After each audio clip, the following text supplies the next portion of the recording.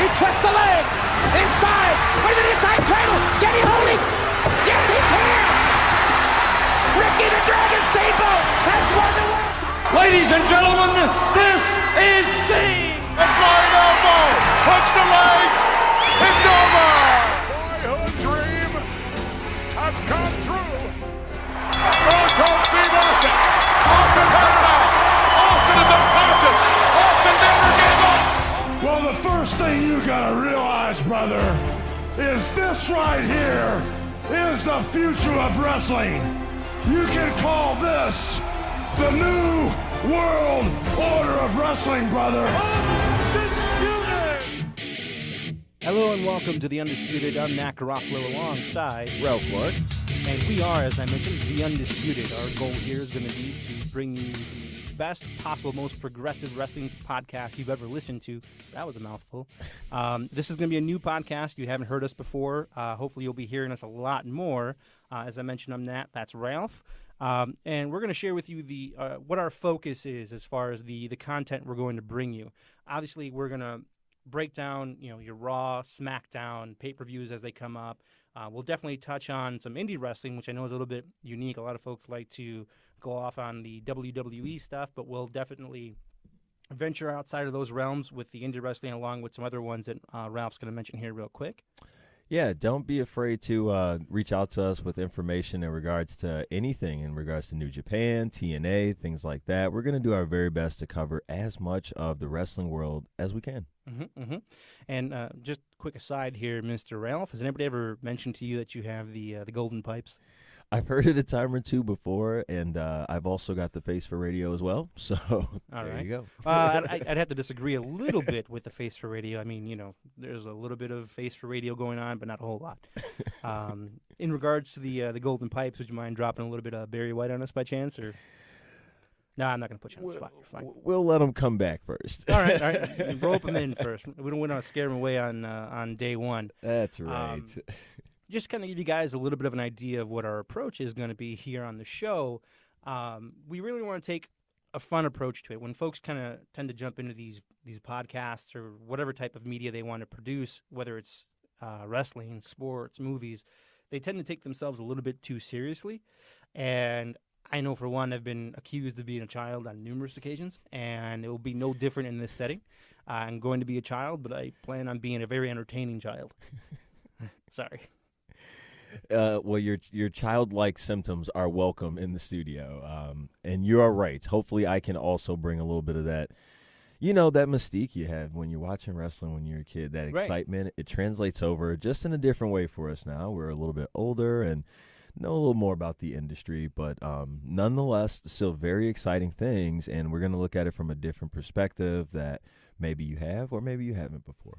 Absolutely, for sure, and I don't want to over inundate our listeners with what the approach is going to be. They'll figure that out as we start giving them content. But before we jump into that, I definitely think it'd be a good idea for us to share a little bit about ourselves before we move forward. So why don't you give us a little bit of background on what makes Ralph in terms of wrestling? Grew up on the wrestling net, kid from the south side of Chicago. So depending upon what year we're talking about, what area we're talking about, you can't always go out and enjoy the neighborhood. Let's say. So I don't know what you're talking about. So wrestling played a pivotal point for me. It was a distraction, I guess you could say, but it was also something very welcome by me. I was taken with it from a young age, and it just took off from there. And I'd have to say, of the matches that I've seen and the things that I've gone to live, everything came to a head with probably Ron Simmons versus Ric Flair. Having one of my good friends' dad take us to go see that, and marking that moment of an African American world champion was pretty cool. And then from there, just rolled into the Attitude era. Excuse me. That's when I was growing up, a teenager. So that's a little bit of my affinity and where it lies. But excited to be here. Yeah, I think it's extremely awesome that the match that was the match for you is a match that probably nobody else, well, I don't want to say nobody else, but very few others would pick as their gateway match, if you will. And I would never have thought that myself, based on my, who I grew up loving in wrestling, But it was really important to my buddy Mark's dad to take us to see Ron Simmons win the world title, and it's stuck with me. So Gotcha. And we'll see. You're already getting us off track here because you're getting me started on the whole Ron Simmons thing and how folks start off in one company, whether it be WWE, WWF at the time, or WCW, and move around and they're misused. This discussion will come up at a later date because we've got a whole bunch of other folks that were misused and such. So you kind of explained where your wrestling fandom stemmed from, and not your most memorable match, but the match that you remember as far as like kind of kickstarting it for you was the Ron Simmons versus Ric Flair for the world title. What are some other matches that really made wrestling stick with Ralph? Sure. So another one that stands out for me, probably WrestleMania 10, Shawn Michaels versus Razor Ramon, the first ladder match. That was a big one for me growing up. It was something that was new and innovative, and it featured two characters that I really resonated with me at the time, I guess you could say. And it was a very good match, and so that was one for me. And I would say another would have to be later in my, I guess, journey down the wrestling hole, would have to be into the high school era. I was backtracking and learning about ECW from a friend that I had met who'd moved to the Chicago area from Philadelphia. And although I didn't get to see it until years after it had happened, I'd have to say Jerry Lynn versus Rob Van Dam was transformational for me as well. Just understanding the kind of show that you could do, even if you're not the biggest guy in the room, the strongest guy in the room, just that different style of thinking brought to the wrestling world. Absolutely, for sure. That's awesome, Ralph. I really appreciate those insights as to what has made you a fan of the sport and continue to be a fan of the sport, and to really ignite that passion so that as to why you and I are sitting here today. Because it's hard, right? You get older and life goes on, and you do have to have that passion for wrestling, or you're not going to be able to work it back in. Right. I've got maybe a handful of friends right now that are equally as involved in it now as they were back in the high school and college days. A lot of folks, as you mentioned, did kind of fall to the wayside in regards to that. Sure. A little bit about myself. My name is Nat Garofalo. I've got a little bit of a broadcasting background. Studied some radio at North Central College in Naperville. Don't have the golden pipes like Ralph does, so I got to work a little extra hard at it.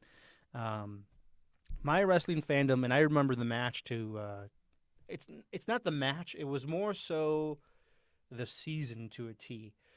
My entry into wrestling was, I believe it was the 1992 Royal Rumble, where Bret Hart was defending the world title against Razor Ramon. Sure. This was also the Royal Rumble in which it was Yokozuna and Randy Savage in the final two. Absolutely. No one in their right mind thought that Randy Savage was going to be able to get Yokozuna, over that top rope, regardless of the suspension of disbelief. You knew it wasn't going to happen, but that little Randy, that little firecracker that he is, he kept, double axe handling Yokozuna off the top, trying to get him over that top rope, and just couldn't do it. And eventually, Yoko came out on top with that Rumble, setting up, in my opinion, one of the most visually appealing WrestleManias of all time, WrestleMania 9 at Caesar's Palace.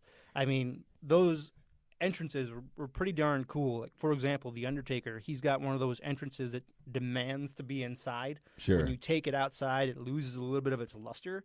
But the way they presented it at WrestleMania 9 was absolutely amazing. It still had its Undertaker lore to it. And then, obviously, the match at the end, folks are a little bit queasy, whatever you want to call it, about that match where, Bret lost to Yokozuna because of the salt to the face, and fell off and got pinned. And then all of a sudden, here comes the savior of the day. Bum, bum, bum, bum, bum, bum, bum, bum. You got Bret did what was good for business at the moment. It was best for business. Something tells me Triple H and Steph would be extremely pleased with Bret at that moment. But I digress. We're not here to tear apart Hogan or storylines just yet. We're just kind of giving you a background of what makes us us.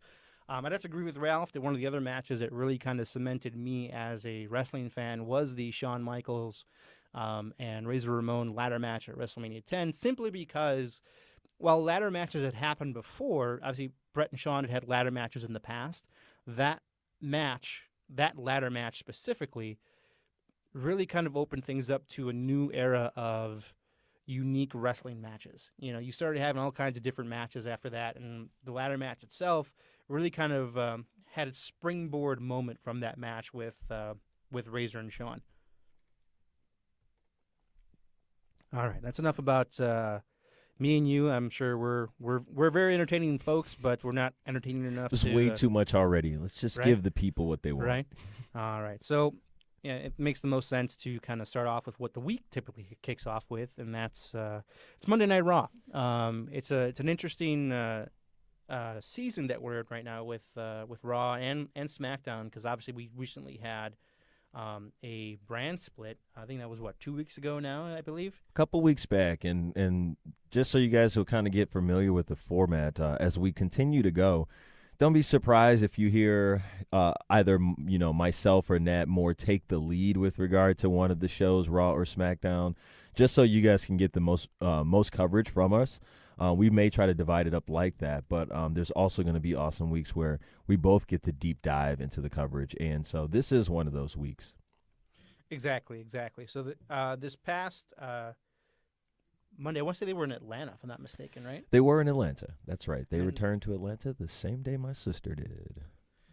And I believe it was Sasha Banks' return to Raw as champion for the first time. Obviously, the week prior, she had managed to defeat Charlotte and gain what folks feel has been a title reign long time coming. When the Divas Revolution, quote unquote, started, was last year, I believe, with Paige and all these folks, and everyone just anticipated them putting the belt on Sasha right away. But me personally, typically when they wait like this, I think it's a bad thing. But I think it worked out with Sasha that it really kind of led to the climax of her as being their champ. Well, not even so much necessarily a bad thing, but I suppose you worry about somebody losing the steam or the momentum that they've gotten, like Sasha Banks, when she doesn't get the title, at WrestleMania as we're thinking. But it did work out. I do like the direction that things are taking for the boss. For what it's worth, I did note, the pop she got from the crowd was really nice on Monday. It was that payoff moment where the person you're gunning for does pull it out. And so we got to celebrate that with her, and very class move to, give her that first segment there and let her soak it in. Right. And I kind of liked how the show started off on Monday. Loved it. One of my favorite workers in the ring, not only in the ring, but especially on the mic, is Chris Jericho. Mm-hmm. He can work a program with anybody as far as on the mic. Anybody. Shut up. Shut up. So you had two mega heels, Charlotte, the former women's champion, and Jericho, who can be a heel any day of the week. And they got involved in a mixed tag scenario with Sasha and Enzo Amore. I know I'm probably going to get beat down unbelievably for this. I love Enzo. How you love doing? him. I love him How so you much. doing? He has the potential to, depending on how his in-ring ability continues to develop and excel, he has the potential to be everything that was great about the Road Dogg and everything that was great about like a Billy Gunn as far as physically. He has that potential. Not there yet. He's not there yet. Listen, they don't have an amazing amount of people who can rule the microphone. Mm-hmm. You know what I mean when I say rule the microphone? So that's the draw for him. He does have the leeway to kind of let his in-ring physical ability catch up. He needs to stay away from the ropes a little bit. Don't want to see him hurt anymore. Right. But no, I enjoyed the segment as well. I liked that it was the opening segment. And the respect you just paid to Chris Jericho, I think it's similar to the way that they view him in the company, and so there's a lot of respect there to start that segment off with those four individuals, in question right there. And not only was it impactful and meaningful, but it was funny. It wasn't too long. And it really set up the quick payoff match. I really do like and it starts right now. Right. I love it. Right. And this might be where I get beat up or called soft, if you will. I don't like Big Cass.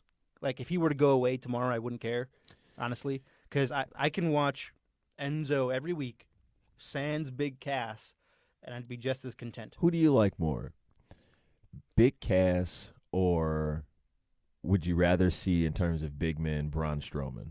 Like, combined with Enzo, or just in general? Just in general. In general, Braun Strowman, because he doesn't have to talk. Because, see, I would say I like Big Cass because in terms of the big guys they have, he can move in the ring a little bit better than I think some of these other guys. Strowman is all show. I mean, he's all what you see. He's all just look at him. I mean, he's very and even to go back a few weeks on Raw when they did the I think it was the 10 or 12-man tag. It was a really large tag team matchup. And they tried to put the two big men in the ring and do a little something very quickly with them, but you couldn't even do it because Strowman obviously needs work with his footwork. He's green in general. Like, he was in strongman contests before he decided to go to Right. Orlando and start training. Right. So he's as green as if you and I decided to start training. But my thing with Big Cass, while he does have significant athleticism, for me, he's Test 2.0. He's a big I dude. could see it. He's got some athleticism, but he's not really going to go anywhere. They're only going to remember Enzo and Cass for Enzo, not for Cass. Cass is just kind of there for the ride. He might be more physically gifted, but as far as the actual pro wrestling entertainer, Enzo is closer to being that total package than Cass is. Well, and I think whether I agree or disagree to your point, they know this, which is why we see this segment on Monday that just kind of experiments with the separation of the two. Just, how's it going to work out if they're not together? So I could see that. And I'm not trying to be a jerk and take too much away from Cass. Like I said, he's very physically gifted. So just that disclaimer does have to be out there that I'm not really trying to beat up on Cass as much as it seems. So obviously we touched on Braun Strowman a little bit, and I'm going to kind of jump around here a little bit with Raw, but in consecutive weeks now, Braun's had matches that have been to the tune of your old school squash matches. He's had these random guys that are local workers that agree to a one-night contract, one-night thing, and just get absolutely destroyed. Not only has he been engaging in this, but Nia Jax has been engaging in this as well. I love it because for me, your sideshow acts, for lack of a better term, like your Brawns and your Big Shows and your Kanes, they're not there to beat up on your Cenas, on your Rollins, on your Ballers. They're not there to do that. They're there as a compliment. So if the only matches that they're ever fighting are against your Cenas, your Rollins, your Reigns, your Ballers, they're ultimately always going to lose, which all that does is cheapen their stock. And we've had this conversation before. So when you see these big folks, whether it's a Nia Jax or a Braun Strowman or even a Cass, when you see them just completely eviscerating their smaller competition and then they're eventually booked into a match with a main eventer, there's that little seed of doubt of like, oh man, are they going to do the same thing to the main eventer? And I love it. And a lot of folks are giving it a lot of heat out there, though. Well, I would probably be with the folks giving it the heat, and for one simple reason. It is necessary because you're right. They do need to be built up, and you can't have them squashing, the faces like John Cena on a weekly basis. But on the other end of that spectrum, there's that person out there like me who I feel as though you have to have those matches because they're not good enough to get into the ring with a seasoned veteran yet. So you do need to have them go against somebody who maybe is a little bit as green as they are, or, somebody a little new. And I look at those matches as being for that purpose, really more so than just like letting them, squash somebody. It's a level of talent, if you will, or lack of level of talent at that point. So I do like the big guys. I grew up loving the big guys. Always been a Kevin Nash fan. I realize he has like 3 moves and 2 of them are the same.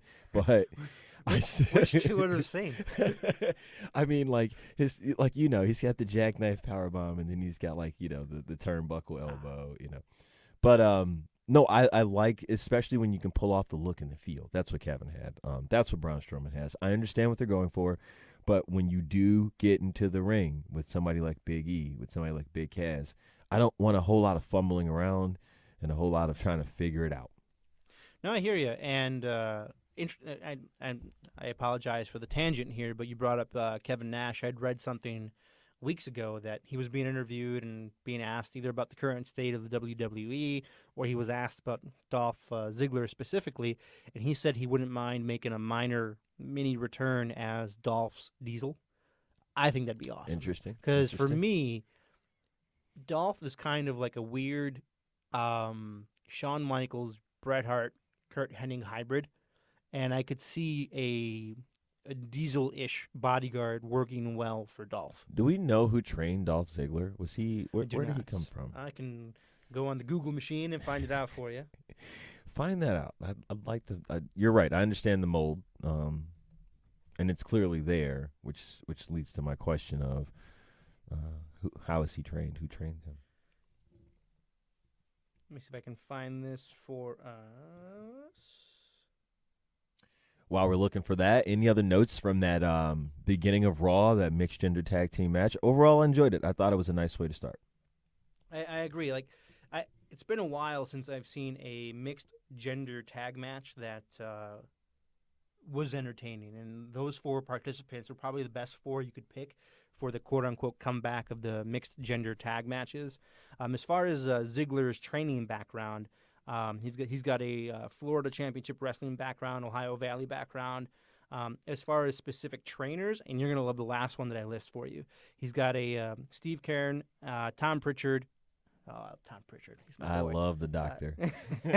And my personal favorite on as far as his background, as far as training, is Lance Storm, which is you could see some Canada in him, in the way he moves about in the ring. Well, I had believed that he came through OVW. I thought that he was one of the last guys to come through there. Randy went through OVW as well, Randy Orton, and I think Brock Lesnar spent some time down there too. Yes. But I just wanted to be sure.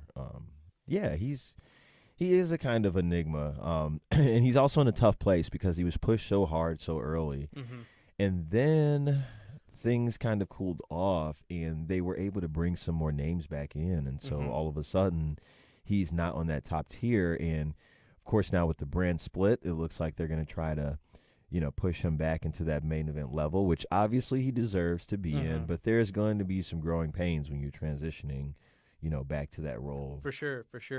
And, this kind of speaks to how Vince kind of operates things a little bit. I've heard that a lot of his punishments have come due to crossing the boss, so to speak, and doing things that Vince was not very pleased with, and it caused a whole lot of issues there. But that's a discussion for another day about Vince.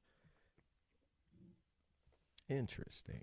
Also on Raw, and obviously you'll notice I would have skipped over the match between the Golden Truth and the Shining Stars, as R-Truth was playing a little Pokemon Go in the ring, and which led to their defeat at the hand of the Shining Stars. Not a big fan of the Shining Stars. That's not for me. It's like Savio Vega 1, Savio Vega 2 is what that is. So no one's really a fan of that. What I love the Golden Truth, though. Like, when they were teasing at it for like 3 months, I'm like, this needs to be a thing now, because Goldust is hilarious. R-Truth, when you give him the opportunity to do so, can be a riot. The fact that those two were kept apart for 3 months when they were just teasing at it killed me. The Pokemon thing makes it a little bit funnier for me, but largely not the reason why I'm watching. I get it. Some people like that. It doesn't work for me. But I could stand it, though, because R-Truth and Goldust, I like the idea of put them together. I don't need to see either of them in a singles match. Right. And for where they're at in their careers, it just makes a lot of sense. You take a lot of the burden of carrying that singles match off of them. So Exactly. Good luck to the Golden Truth. So this next one is kind of like a big influencing factor for the state of the WWE a little bit. Obviously, with the brand split, titles went in certain directions. The IC title, I believe, went to SmackDown, if I'm not mistaken, with The Miz. and the U.S. title stayed on SmackDown on Raw, with Rusev, and he defended his title on Monday against Mark Henry. Here's my issue, and this is, I know you're going to touch on SmackDown, but my issue with SmackDown, with the very, very first live SmackDown, which came after the most recent pay-per-view where Dean Ambrose, the first live SmackDown was going into the pay-per-view where Dean Ambrose defended against Seth Rollins. And if they really wanted to kick SmackDown off with a huge, huge opening show to, let's say, hey, you know what, this show is live, this show is legit, have Rollins beat Ambrose on SmackDown and have Ambrose win it back at the pay-per-view. Because if there's one thing that I loved the most about the Attitude Era, and I hate to hearken back to that era because it was a once-in-a-lifetime era, the one thing I loved so much about it is that on any given night, a title could change hands. Didn't matter if it was the world title, the IC title, tag titles, hardcore title, cruiserweight title. On Raw, on any given night, I could put money down and probably win tenfold that a title will not change hands. Same goes for SmackDown. SmackDown, though, had the opportunity as a reset button to say, you know what, you could expect title changes on this show, and they didn't do it. That makes a lot of sense. I could understand when you're coming from, but I would also be hesitant to sacrifice Dean Ambrose right there. And he's on a roll. I liked the way SmackDown played out. I thought it was a great match because although what you're saying is right, it felt in the match like it could go either way, and that's all you really need. It doesn't matter whether the title changes hands or not. I just need to feel like for at least 30 seconds it might happen. No, and I hear you that there was that level of potential intrigue, but there was always that little tiny seed of doubt inside me that there's no way Rollins is going to beat him for the title, especially the way that the match had ended on Raw previously, which was a double countout or DQ or double pin, something like that. Well, and also don't overestimate how many times the titles changed hands in the the Attitude Era on Raw. We'll have to look that up, and maybe we can visit that briefly next episode because I'd like to take a look at those numbers. I don't think it's going to be nearly as many times as you're suspecting, but off the top of my head, I can remember a few times like the Smoking Guns winning the tag team titles, a couple things like that. But yeah, I mean, what leads me to believing that the numbers are going to be higher than we expect is the fact that John Cena is at 15 world titles and that Randy Orton's at 13. You got other folks that have had world titles that probably never should have had them to begin with. So, I mean, like I said, we'll have to get the data for that to see where that's at. Yeah. But we don't want to waste time on this at the moment. Just a quick fast forward through Raw here because Ralph's got some good nuggets for SmackDown. We had a butting of the heads between Titus O'Neil and Darren Young on Raw, which I actually like because it wasn't, a straight-up heel versus face or anything like that type of match. It was Darren Young getting his first opportunity against his former partner with Bob Backlund, which I love, by the way, in his corner. And what was awesome about the end of this match is that Darren Young wasn't the one that cheated to win. Titus rolled him up and pulled the tights, and Darren's like, WTF, dude, what was that all about? For me, the thing about this match that I'm just not excited about, and I wasn't watching it, is I'm just looking at the crowd. No one cares. I don't care. No one cares. I care a little. I mean, I hope it works out. The Bob Backlund aspect of working with Darren Young is intriguing, but ultimately, Titus O'Neil has to figure something out. He's having a hard time relating to the crowd. He's having a hard time getting over. They've tried using his family. They've tried letting him be healed. They've tried making him a face. He's got to find some identity in there because you can have the best match in the world, but what I saw on Monday is people sitting down silently. He's in Ahmed Johnson territory right now, where probably one of the most physically gifted humans on the planet, not just in WWE, but in the planet. And not only is he physically gifted, he knows what to do in the ring. He's just as dry as toast when it comes to his character. Well, the powerhouse, Ahmed Johnson, his big issue is he had a lot of injuries, if you will. Yes, he couldn't stay healthy. Titus O'Neil's had some chances. I'm just saying I think he's going to have to make good on those pretty soon. And not touch Vince. And not touch Vince.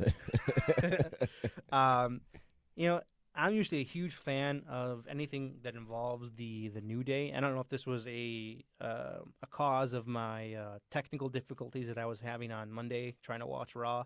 My USA feed was down the entire night and into the next morning, so I had to find a stream online to watch, which was in and out all night. I don't know if my ho-hum of this match was a result of that or what it was, but I felt like it should have been something more than what it actually was with the New Day in the club. As far as well, let me back up a second. I'm glad you skipped right over Nia Jax because we talked about that earlier. Yeah, when we were and talking just about the squash and just the squash. But you know what? She's big and she's slow, and I don't care yet. Now onto the New Day. I like it because for a while the New Day has ruled the tag team realm. They've ruled the group realm, and the club is obviously here to stay. I mean, they've got some moves in the ring, and they're able to work with some of the WWE mainstay guys who've been around for a while. So in terms of that, they've got that going for them, and it just translates into the match. I think it was a fairly good match. I was,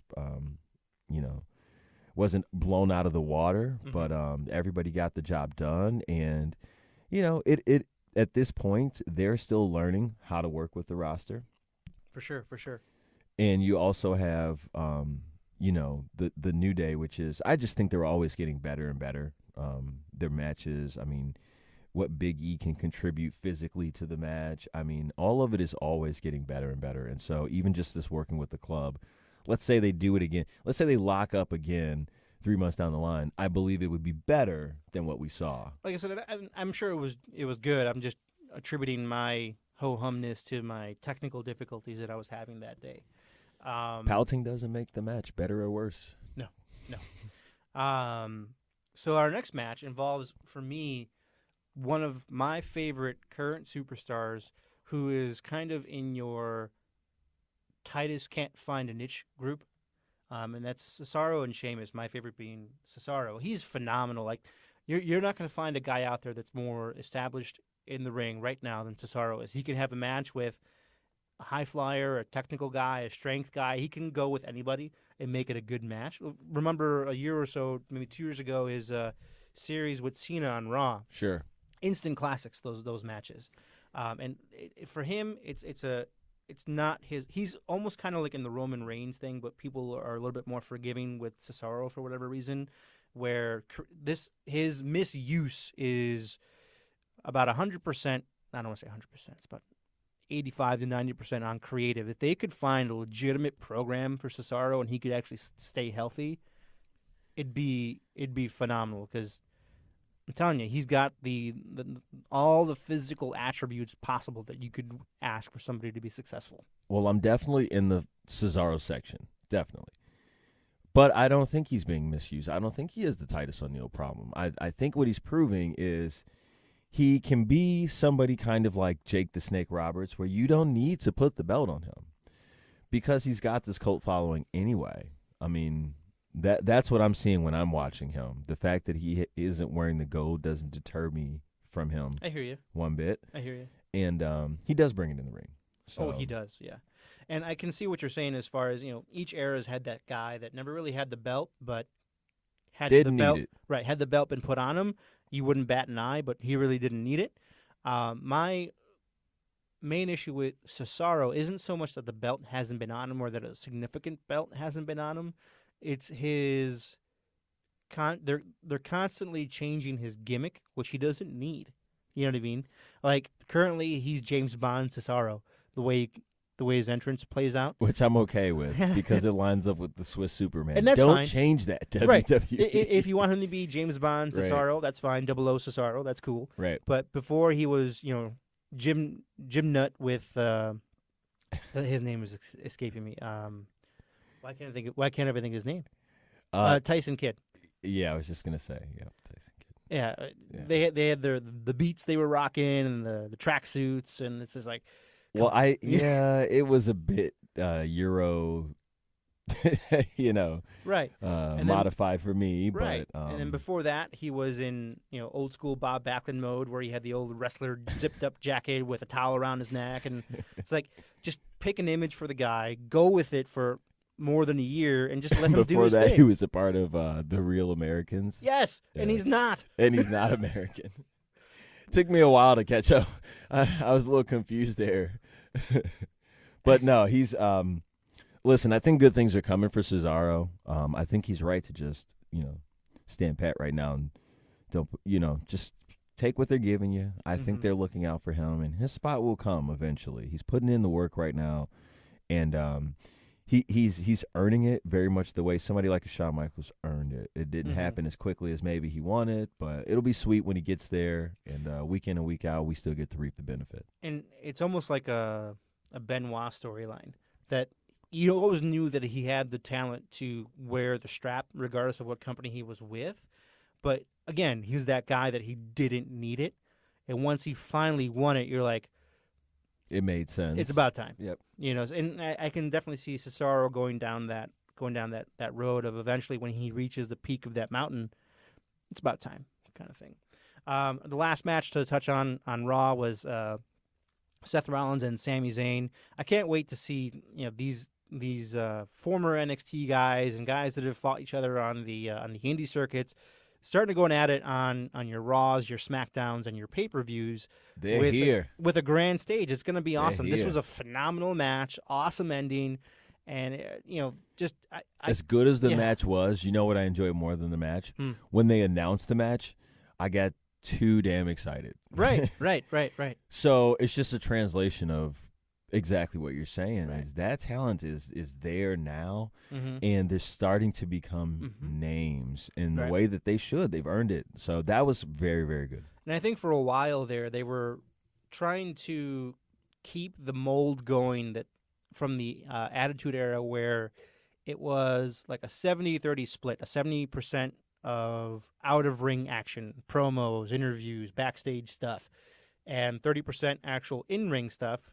And they kind of had to, not because the talent wasn't there, but they were so good on the mic and in that extra stuff that why would you not do it? And they were trying to keep that same model for this particular era when the guys were not as entertaining outside of the ring. They're starting to realize that these guys, where they really excel is actually in the ring, and they're starting to slant their split to where it's a 70% ring focus and a 30% out of ring focus. And I think that's going to be the key for the WWE as a whole going forward. Well, I would just tweak what you've said by just commenting that I don't think it's necessarily about this. Well, yeah, maybe it is about the split, but the split can be organic. It's just determined by what somebody can do.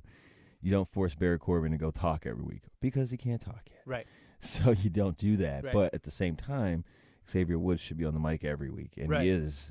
Enzo Amore should be on the mic every week, and he is. And I Right. look forward to it. So they play to their strengths, they hide their weaknesses, and that's what they should be doing. Exactly. Now, to your point, over time, who is talking and for how long may change and should change as they continue to hone their skills. Right. But the way that they're currently taking the approach, I like it. There's nothing wrong with it. I agree. And that, for the most part, that brings us to an end of Raw. Obviously, the program officially ended with Brock Lesnar and Paul Heyman coming out and cutting a promo for their upcoming match with Randy Orton at SummerSlam. But before we get to that, we'll kick it over to Ralph and his SmackDown recap, the lesser show, if you will. I'm kidding, Ralph. I'm just kidding. Don't be angry. The lesser show. So it was an interesting beginning to the show. So yeah, it was just a nice little segment to start the show off with, just building up some importance between the number one contender and the champion. I like throwing Dolph Ziggler into the mix here. We talked about him a little bit when talking about Raw. It's about time he got his opportunity. But I do like the fact that he's a part of this segment. And it just kind of shows the premium they're going to put on his involvement in the world title picture. So I'm okay with that. And I agree. I like Dolph Ziggler. I think there's a lot of folks out there that don't really see all the hype around Ziggler and don't really think he really deserves to be in the main picture. I disagree. I think he has that X factor to where fans want to like him, and he puts on a good enough product in the ring to where it's easy to like him. He's entertaining. He keeps the energy going, and just he really, really makes his matches easy to watch for me. So we get into the action with Apollo Crews in a triple threat match versus Kalisto and everybody's new apparent favorite, Baron Corbin. Reigns 2.0. And pretty decent match, but we had Crews coming out on top here, setting up his run at the IC title, and of course we had the Miz and Maurice at the ringside there as well. I like Maurice being with the Miz. I think at this point it's not hurting his character. He's building a brand that I'm okay with. And this is a big moment for Apollo Crews. It was a nice match. I like the idea of in the future him working more with Baron Corbin. I can see some big things coming out of the two of them. It was almost like I don't really have the two. I would say maybe like a Magnum TA Tully Blanchard, like the first of many type deal. You know what I mean? Where just throughout the course of their careers they keep running into each other. And I also enjoyed that Kalisto is not just they're making an effort to keep him involved. I like that because you have to stick by your words, and you are going back on so much of what you set up by having him be the U.S. champion and retain that title through WrestleMania if you now push him back down. Right.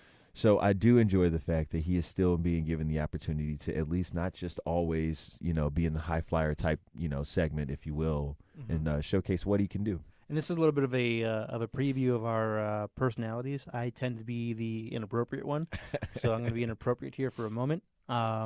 You brought up Maurice, and I really hadn't heard her speak until Monday or until SmackDown. Oh. No. Wait, no, I'm not even going there. I hadn't heard her speak ever.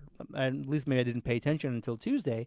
And at first, I thought maybe she had some sort of there was she'd recently been sick or something like that and had a voice issue going on. But then when she was speaking more, she was sounding, and I know she's French Canadian, so don't hold it against her. No, I'm not. When she was speaking a little bit more, I'm like, she almost sounds like a Polish cleaning lady. She almost sounds like how Lana should sound. Like Lana should get tips from her on how to do the accent. Is what should be going on there. Well, if you're wondering why she hadn't been speaking, I don't know. A certain somebody says maybe she didn't have permission to speak. Who's that certain somebody? Just poking fun at the politics of this past week. Oh, jeez. Okay. Well, I'm going to leave that one alone. But our next one is fun. This is hilarious. I couldn't believe it happened. Yeah, well, on to Eva Marie and Becky Lynch. So, first of all, I love Eva Marie because not only is she hot, but she gets the heat. And it takes a special kind of lady to take heat, legitimate heat, because the fans do not like her. No, there's Roman Reigns heat. Yeah. There's Bella heat, and then there's Eva Marie heat. Eva Marie has some top-notch heat going on, and so I am attracted to her ability to soak it in, as Chris Jericho. Soak it in, man, as Chris Jericho might say, and really take advantage of it. So I love the way they play the Vince role, if you will, from the past. I'll kind of let you dive into that, Matt, because you brought that to my to my attention. Oh, you're talking about, I think it was 94 or 95. No, it would have been 94, 95. 2004, 2005. I'm in the Wayback Machine on that one. It was Batista and John Cena in the final two in the Royal Rumble. And I forget how the actual match was supposed to finish, but it was either Batista or Cena that goofed, but Batista was lifting Cena up into a powerbomb position. And one of the rules in wrestling is when you got another guy up, never move backwards because you can't control your momentum that way. And not only did Cena go over the top rope prematurely, but Batista went over the top rope prematurely with him, a la Bret Hart, Lex Luger, and they both hit the ground at the exact same time in an unscripted manner. Vince was absolutely furious. Like when he came trouncing out in that Vince strut from the back this time, whipping his jacket around, he was legitimately angry. And then as he goes to slide into the ring, he takes a weird angle and clips his legs just north of his knees on the ring apron, which is essentially a steel bar, effectively blowing out both of his quads, tearing both of his quads. He goes to try and get up and immediately collapses and is just sitting there infumed against the ropes with his legs extended out against him as the officials in the ring, like one of them was Little Nate, trying to maintain some sort of like seriousness in the angle that they were trying to work there, and Vince is insane, just sitting there, just infumed. He's still yelling at people while he's essentially crippled for the moment. And it was almost a similar incident that happened with Eva Marie. Yeah. Once you had brought it to my attention, there's a lot of similarities there. So what do you think about the Red Queen gimmick here? What do you think about Eva Marie's new I don't really want to call it much of a gimmick. In case you guys missed it, when she injured herself, it was when she was hopping off the middle turnbuckle post her entrance and either pulled or popped a hammy of some kind and couldn't continue after that. So you were talking about her heat. This is going to add to her SAWFT soft heat is what that's going to add to. Well, I thought it was a work at first. So did I. Yeah. And there was 3 or 4 times where Becky Lynch turned around, and I was waiting for that clothesline in the back. Ah, ha, ha, I got you. I'm the bad guy. Right. It never happened. Right. So I was waiting for that the whole time, and like I said, never came through. But as far as the whole Red Queen thing, I'm not familiar with Eva Marie outside of this moment. And there was one other moment when they were kicking the Divas Revolution off, and all of a sudden Eva's music hit and the crowd lost it in a negative way. So I don't really have much experience with her outside of this moment, so I can't really comment on the my displeasure or lack thereof of the Red Queen approach. Yeah, tough break for her. I mean, they've invested a lot in, getting Eva Marie positioned a certain way, and this is just one more thing that's going to slow her down in terms of taking that spot, or at least proving that she can have the opportunity to take that spot. So tough break for her, tough break for Becky. Becky always needs to get as much opportunity as they'll give her. She's having, in my opinion, she's like vanilla ice cream. It's not terrible, but you're not like running to the store for it. She's very much, she needs help. And so, yeah, I felt bad for her too. See, I like Becky Lynch. I think, and I know I'm in the minority with that. I like her a lot. I think that she has a lot of the intangibles. I hate those stupid goggles. Take off those. Yeah, I agree. But she has a lot of the intangibles that some of the other ladies don't have. And the fact that she's not god-awful annoying. True. Like, Sasha's not annoying. Charlotte's really not annoying. But there's some of them out there are just like, while they're extremely talented in the ring, you hope you could just catch the segment once the bell rings. Oh, girl from Staten Island. Holy crap! Holy crap! I can't stand it. Can't stand it. Can't do it. And I'm a Hart fan, and I can't stand Natalya when she's on the mic. Yeah, but you know what? I don't like her either, and I'm not. I respect what she does in the ring, but her style of match is just not for me right now. When I look at what some of the other divas bring to the table, I don't like it. But at the same time, that's reaction, baby. The worst thing about Becky Lynch to me is she's completely forgettable. I never forget to hate Natalya. That's true. You know what I mean? So from that aspect, I think she just needs to stand out a little more. But I'm not denying her in-ring ability. She's got some great moves and everything. She just needs some work, and I'm sure she'll be fine. Absolutely. Our next one here has got me really excited. So, yeah, you as well as the rest of the universe there, the WWE's really invested a lot into getting us ready for the American Alpha, and we saw them debut against the Vaudevillains this past Tuesday. So, I'm wondering what you're thinking at, because my original perceptions are, I understand you want them to have a quality win. I get it. You want that. But they've invested so much in the Vaudevillains lately. And they put them in a precarious position by setting them up for this match right here when I don't understand. And again, this could all work out, but I don't understand why they have to be the one to do the job right there. And what is all this even really meaning for the tag teams on SmackDown? Are we going to have the one titles split both shows, which, again, I don't have a problem with, just looking for some clarity there? Or, is it going to be like the world title where they, in essence, enact their own tag titles?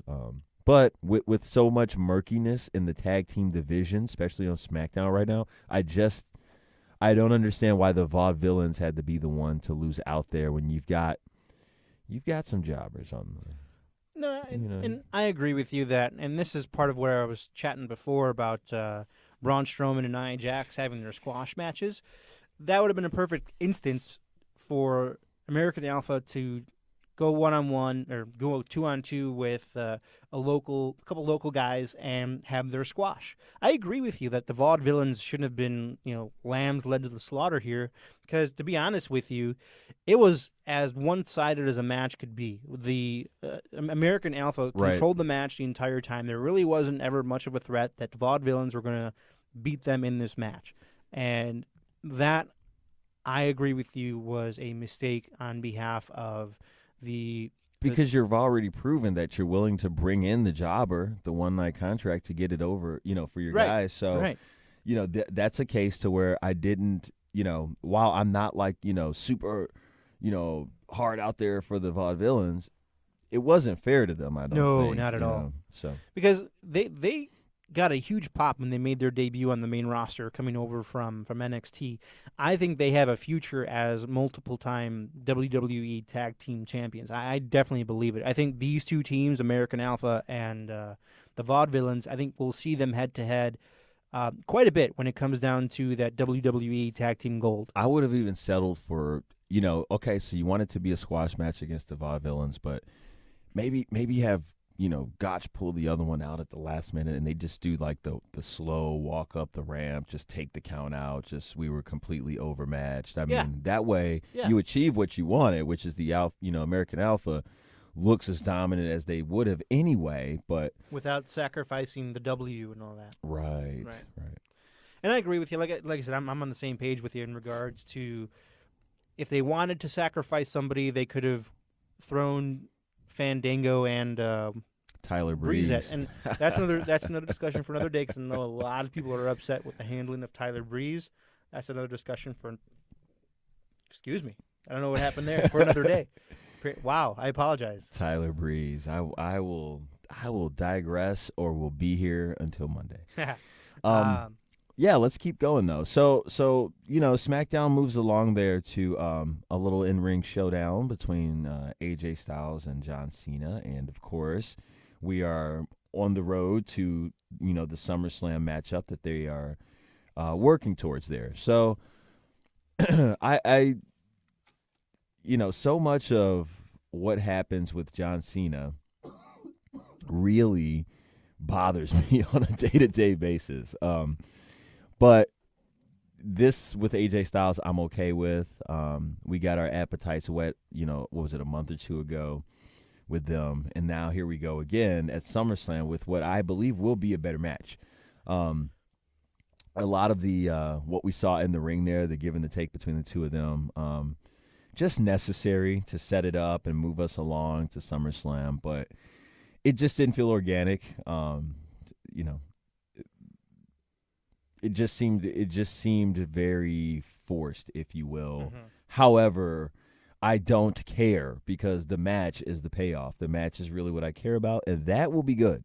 Mm-hmm. I think we can look forward to a no interference, one-on-one barn burner. But of course, if you want to keep that thing going, maybe you do have the club come out and interfere and drag it out a while. And that's what I think. I think you are going to get a club interference, but I don't think that club interference is going to impact the outcome of the match. I think, sure. Or perhaps the club interference causes AJ to lose. Maybe. I don't think they're ready for a club split yet. They already kind of faked it once. You can't do it for real so soon after. Sure. And here's my thing, though. I think, and I'm probably in the minority with this one, while everyone's seen this match building towards SummerSlam between Cena and AJ, and they're like, well, it's just going to be another Cena-Barry job. Honestly, I think AJ comes out of this one clean. Well, it's a dream match. The WWE needs to invest, I think, even just a little bit more time setting it up, because it is a match that at one point you never thought you would probably get to see. Yeah. If you're a TNA fan or have ever been a TNA fan, then this one holds some weight for you. So, I mean, I can respect that, although that's not, a show that I would necessarily be, super excited to watch week in and week out. But to each his own. So, hopefully it can be a clean one for AJ. But either way, I think we're going to see some great action. And I agree. I mean, and to an extent, I really never really had this, I really wish I could see AJ Styles and John Cena fight. John Cena was never I wish I could see this person from Company A fight John Cena. It's never been him. It's always been, Shawn, or it's always been Randy Orton or Triple H. It's always been the guys that I know that can put on a rock star show regardless of who they're in the ring with. And Cena's getting much better at that. Like, obviously, we talked about before his matches that he had with Cesaro on Raw a couple times. Those were absolutely amazing matches. And I think as he gets more familiar with working with AJ in the ring, they're going to end up having better programs together. So even if AJ comes out clean on, Cena Styles, version 1, when they fight again down the road, it's going to be even better. Fair enough. Well, let's keep it moving then. So we have Randy Orton versus Fandango up next on the SmackDown program there, and I don't know about you, but when they announced that match, all over it, it's okay. Here comes Lesnar. In my mind, it was either going to be a squash or used for what it was, which was an opportunity for Lesnar to make his way to the ring and somehow get that F5 off and go tit for tat there with Randy Orton. So we did get to see that. It moves the needle, if you will, and enjoyed the getaway, if you will, with Paul Heyman in the back there. Those were a lot of really, really small men trying to tell Brock Lesnar to leave the ring and leave the arena. But no, it would progress the storyline. And I enjoyed the segment on Raw a little more because it was this genuine surprise, whereas I felt as though SmackDown, okay, just watch it and see when, not if, but when. It was less of a, surprise for me.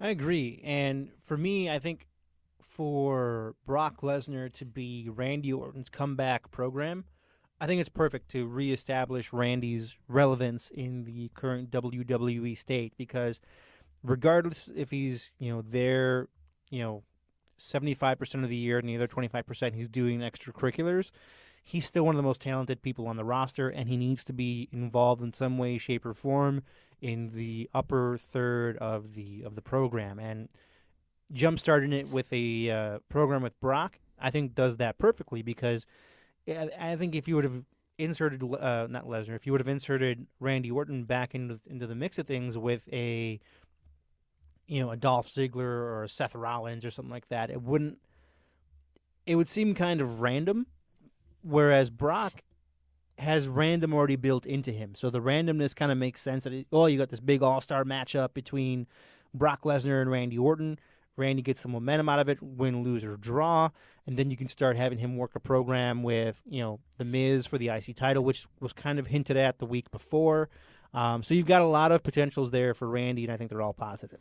Well, they've got the opportunity because these two guys somehow have never hooked up before. So so we do have that going for us. There's some excitement there, especially because they came in together. So excited to see where that goes. And, yes, there would seem to be a little bit of foreshadowing towards Randy moving into the Intercontinental title picture, which I wouldn't necessarily hate to see that if he's not going to be in the world title picture. But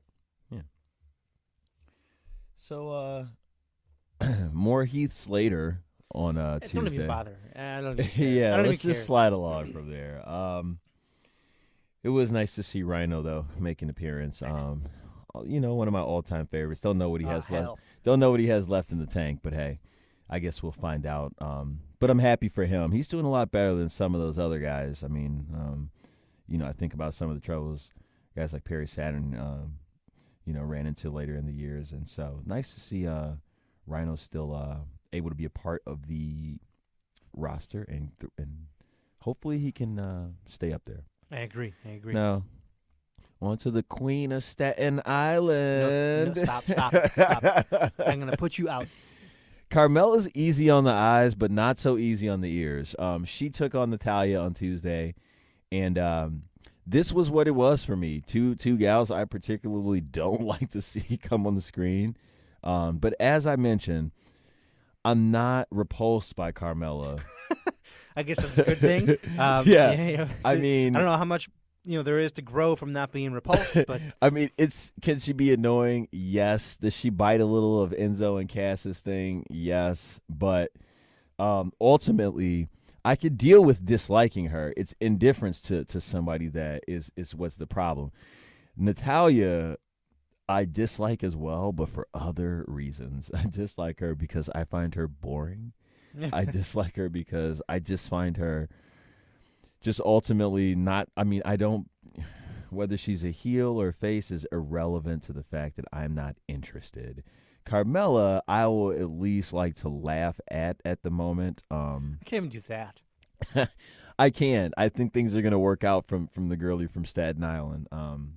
She, as far as the match goes, she did her job. She did the job, you could say. And The match didn't even happen.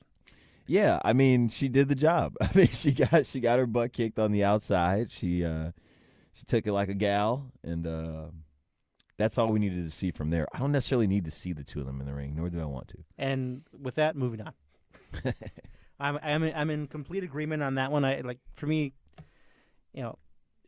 I'm still kind of catching up on the backgrounds to these the newer ladies that have made their debut and such, and most of them are actually very, very, very entertaining. Some of them leave a little to be desired at times, but it is what it is. Tell me that doesn't remind you of Shawn Michaels. Yeah, well, there's a lot of guys who have some very Shawn Michaels-esque parts of their demeanor out there in the ring. Obviously, Nat is referring to Dolph Ziggler. Looking at a photo of him braced in the corner there on Tuesday night, getting ready to super kick the Eater of Worlds, Bray Wyatt. What a match that was. It was built up to be something where if Bray Wyatt were to defeat Dolph Ziggler, he would then step in for him as the number one contender at SummerSlam for the heavyweight title.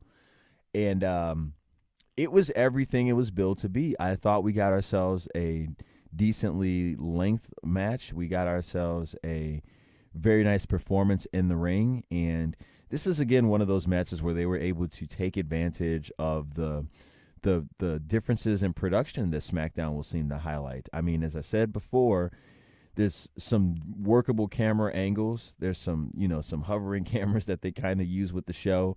And it is a more inviting cinematic feel to it. You feel like you're a little bit more in the action, and they were able to explore that with this match some more. I love what they're doing with both these guys right now. Can't say enough about that. Ziggler's getting something that I feel has been deserved for him right now. He's getting pushed back up to that world title picture, rightfully so, and we'll see if he can maintain that spot. And I look forward to him having some great matches with some of the guys on that tier. And I just thought Bray brought it as usual on Tuesday. I look forward, as I said again, to more matches between the two of them, but it was riveting. You didn't know who was going to win. It was back and forth. And this split from the Wyatt family is going to be a good thing for Bray, I think. He'll be able to grow. His character can only go so far with them. So now at the end of that match, we do get the face-off with, Dean Ambrose standing on the SmackDown announce table there, and then we got Ziggler in the ring, begging him to bring it. He wants the gold. But we'll see if they can produce it at SummerSlam. Should be a good match. I think it's a little awkward sometimes with the champ. Dean is still learning some of the nuances of the out of the ring spots, if you will, and so I think we saw a little bit of that on Tuesday. Not even just in that commentary segment, but the segment involving Renee earlier in the night as well was a little particularly I don't know. For me, Dean sometimes, actually pretty often, sounds very inebriated when he's on the microphone, especially this past Tuesday on SmackDown. He was slurring his words a little bit more than usual, and I was like, okay, Dean, I get an idea of what's going on there. But I'm with you, man. I love Dolph Ziggler. I love Bray Wyatt. He's going to be one of those guys for me that when he finally reaches the top of the mountain and the belt is put around his waist, I'm like, it's been a long time coming for that man. I think it's well-deserved for him. The fans have bought into him now for at least 3 or 4 years. His program with John Cena was absolutely amazing. I think he deserved a title nod, whether it be Intercontinental, U.S. title, something after that program with Cena. But to this point, he still hasn't gotten that next little nudge that I think he deserves. Yeah, interesting having Eric Rowan run in at the end there. Didn't think it was necessary. As I was just alluding, I think it does not do anything for Bray Wyatt. I think it hurts his character, if you will. It's more of something that helps out Eric Rowan, because I'm not sure, other than the Wyatt family, where he fits in anywhere. Not particularly excited to watch a Rowan match at all, to tell you the truth. So, all right. Well, normally here we would like to talk about the pay-per-view that's coming up. That's still a few weeks out. We've taken quite a bit of time here this afternoon. We usually don't like to take this much time.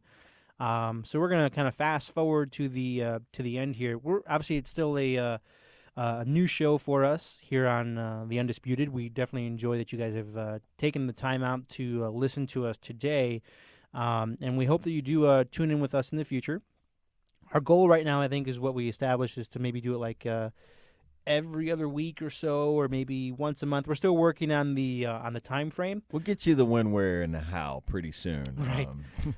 We're working on the where. It's more than likely going to be a YouTube channel that's going to be established very soon. More than likely, you can see the actual link for the YouTube channel down below in the comments. So we'll actually share that with you once we have that. We do have an email address already ready to go in case you guys have any suggestions for us or anything you'd like us to add to the show, take away from the show. We definitely want to keep you guys involved. What's that email address, Ralph? And before I give the email address, just know you can also use it to air your grievances, which is something you guys are going to learn a little bit about momentarily here. But that email address is theundisputedpodcast@gmail.com. You can send any questions, comments, info you have for myself, Ralph, and Nat, and we will get it right there. So, again, that was theundisputedpodcast@gmail.com.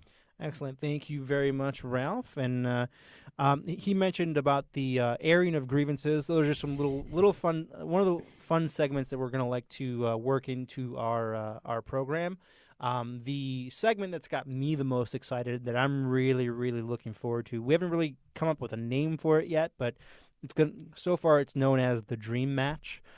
So what this is going to do is, like, let's say if there's a match that never happened, never could have happened for whatever reason. Let's say you wanted to see Randy Orton and Randy Savage go one-on-one for the IC title one day. That's a good one. Right? That's a good one. Let's say you want to see that match. What Ralph and I plan on doing for you is taking our creative abilities and making that match happen through the magic of radio for you, so you guys can experience it, today like you never could have experienced it before. So that brings up another point too. If you want to, if you have a dream match in mind, go ahead and can they email it to us? Absolutely. Yeah, go ahead and email us your dream matches. Again, at theundisputedpodcast@gmail.com. And we'll sift through those along with the grievances and see what we got. And speaking of the airing of grievances, we're going to head into that at the moment right now, and I believe Ralph's got one or two that he's been waiting to get off his chest. Do I really? I always have grievances to air. I can't think of anything in particular. There's not any sort of grievance that's been incurred in your moving process? I will tell you this. This week I would like to air. I'm airing the grievances, Nat. One of my grievances is traffic. Traffic. If you drive in Chicago, the Chicagoland area, and you take 355 to and from work, I'm airing my grievances with you and with 355 today. I would like to get home and not have it take an hour and a half. It takes ridiculously long. And it's always because I feel as though many people are driving as though they're driving for the first time. So learn how to drive, figure out the rules, merge well ahead before it's time to get off. Well, my area of grievances, I know that we had established a rule before that it doesn't have to be wrestling related. Mine kind of is a little bit. It's the fact that Raw and SmackDown are on back-to-back nights. That's a good one. Yeah, for me, honestly, having to commit 5 hours in the first 2 days of my week, it's a lot of hours to commit when I don't have a lot of hours, especially because I share in your 355 plight. So having to commit 5 hours at the back end of my day to watch, and then like I said, it's not a chore or anything. It's just, my Monday and Tuesday are spoken for at this point, and then if the wife has anything for me to do, Wednesday's gone, and then Thursday. Taken by another. and then I'm down to Thursday. So I've got Thursday and Friday to do stuff. Oh, wait, no, I don't, because we chat on Thursday to plan this thing out. So Thursday's gone.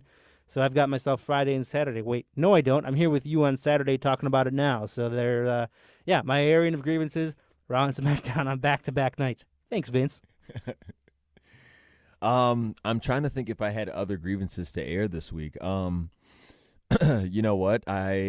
It's been a pretty good week. I don't have a whole lot else to air out, but I think you guys are getting the feel for it.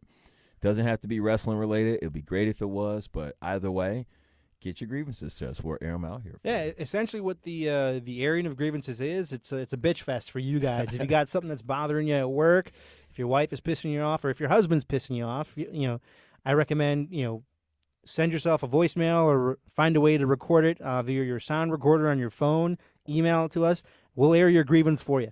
Just so you can be heard and everyone can hear your plight and grieve with you.